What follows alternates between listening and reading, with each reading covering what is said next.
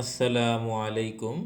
সুপ্রিয় শিক্ষার্থীরা, easy method of Habib sir চ্যানেলটির পক্ষ থেকে শুভেচ্ছা ও অভিনন্দন। আজকে তোমাদেরকে শিখাবো সপ্তম শ্রেণীর প্রথম অধ্যায়ের অঙ্ক। পূর্ণবর্গ সংখ্যার আমি তোমাদেরকে দেখাবো। পূর্ণবর্গ সংখ্যা যদি তোমরা জানতে পারো তাহলে বর্গমূল অঙ্ক করতে তোমাদের জন্য সহজ হবে। এখন তোমাদেরকে দেখাবো পূর্ণবর্গ সংখ্যা। একরে স্কোয়ার করলে অর্থাৎ বর্গ করলে 1 গুণন 1 সমান 1 হয়। 2 রে বর্গ করলে 2 গুণন 2 সমান 4। 3 রে বর্গ করলে 3 গুণন 3 সমান 9।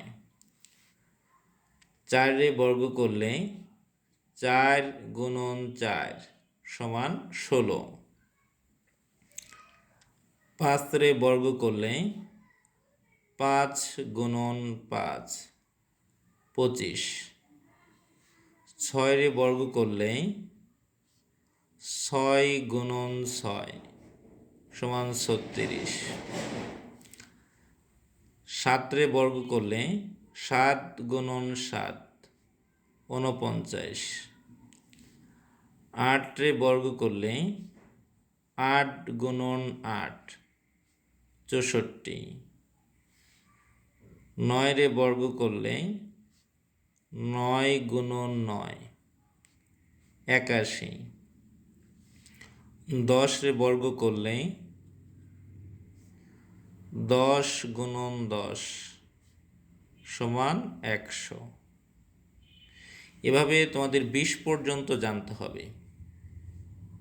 11 গুণন 11 অর্থাৎ 11 রে বর্গ করলে 121। 12 কে বর্গ করলে 12 গুণন 12